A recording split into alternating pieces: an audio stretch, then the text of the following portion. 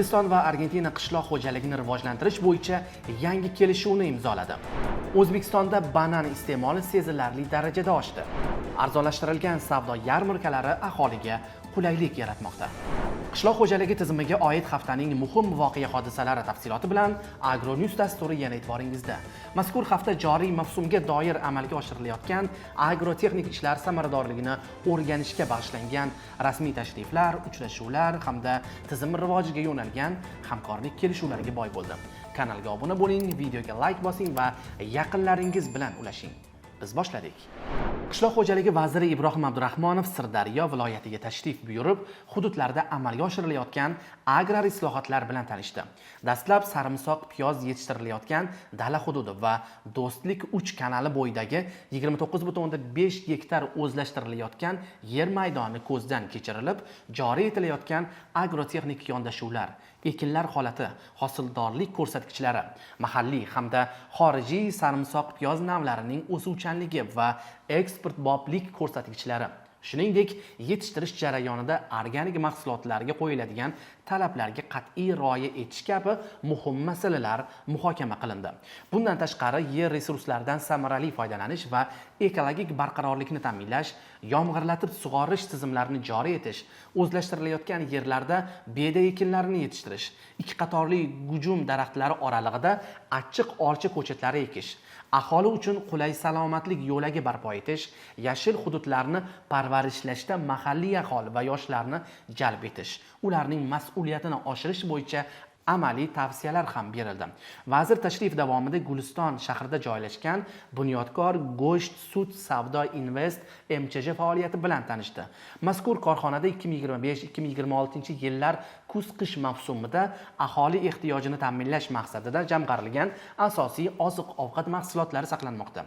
Jumladan 1000 tonna kartoshka, 274 tonna piyoz, 353 tonna guruch, shuningdek qo'shimcha ravishda shakar va go'sht mahsulotlari zaxirasi shakllantirilgan. O'rganish jarayonida Ibrohim Abdurahmonov Guliston dehqon bozorida tashkil etilgan arzonlashtirilgan savdo yarmarkasi faoliyati bilan ham yaqindan tanishdi va bayram kunlari mahsulotlar ta'minotida uzilishlarga yo'l qo'ymaslik, talab yuqori bo'ladigan oziq-ovqat mahsulotlari bo'yicha yetarli zaxiralarni oldindan shakllantirish bo'yicha mas'ullarga qator vazifalarni yukladi. Hindiston qishloq xo'jaligi tadqiqotlari kengashi hamda Argentinaning Milliy qishloq xo'jaligi texnologiyalari instituti tabiiy resurslarni boshqarish va barqaror agronomiya sohasida hamkorlikni nazarda tutuvchi ikki tomonlama kelishuvni imzoladi. Hamkorlik doirasida qishloq xo'jaligini mexanizatsiyalash, mikrosug'orish va fertigatsiya texnologiyalarini joriy etish ko'zda tutilgan. Kelishuv shuningdek o'simlik va hayvonlar biotexnologiyasi, chorvachilikni rivojlantirish, mo'tadil va tropik iqlim sharoitiga mos ekinlar uchun ishlab chiqarish texnologiyalari, raqamli qishloq xo'jaligi, bioxavfsizlik va fitosanitariya choralarini, shuningdek qo'shilgan qiymat zanjirlarini rivojlantirishni qamrab oladi. Bundan tashqari, funksional oziq-ovqat mahsulotlari ishlab chiqarish, veterinariya diagnostikasi, aniq chorvachilik, chiqindilarni qayta ishlash texnologiyalari, mikroorganizmlar yordamida yem sifatini oshirish, raqamli qishloq xo'jaligi hamda sanitariya va fitosanitariya tizimlarini rivojlantirish ham maqsad qilingan. Yangi yil arafasida poytaxtimiz bozorlarida bayramona kayfiyat va baraka nafasi sezilmoqda. Shu munosabat bilan qishloq xo'jaligi vaziri Ibrohim Abdurahmonov Toshkent shahridagi Mirobod dehqon bozorida tashkil etilgan arzonlashtirilgan savdo yarmarkasi faoliyati bilan tanishdi. Tashrif davomida aholiga sifatli va xavfsiz oziq-ovqat mahsulotlarini yetkazib berishga qaratilgan savdo jarayonlari, mahsulotlar assortimenti hamda bozordagi umumiy savdo muhiti atroflicha o'rganildi. Qayd etish lozim, bugungi kunda ushbu yarmarkada qishloq xo'jaligi mahsulotlaridan kartoshka, piyoz, sabzi, karam, un va go'sht mahsulotlari arzonlashtirilgan narxlarda taklif etilmoqda. O'rganish davomida vazir mas'ullarga bayram kunlari mobaynida mahsulotlar ta'minotida uzluksizlikni ta'minlash, ayniqsa talab yuqori bo'ladigan mahsulotlar bo'yicha yetarli zaxiralarni oldindan shakllantirish yuzasidan aniq topshiriqlar berdi. Milliy statistika qo'mitasining dastlabki ma'lumotlariga ko'ra, O'zbekistonga 2025-yilning yanvar-noyabr oylarida 8 ta xorijiy davlatdan qiymati 54,3 million AQSh dollariga teng bo'lgan 161,4 ming tonna banan import qilingan. 2024-yilning mos davriga nisbatan import hajmi 10,8 ming tonnaga oshgan bo'lib, bu O'zbekistonda import mevalarga, xususan bananga bo'lgan ichki talabning barqaror o'sib borayotganidan dalolat beradi. Banan importida Ekvador asosiy yetkazib beruvchi davlat bo'lib qolmoqda.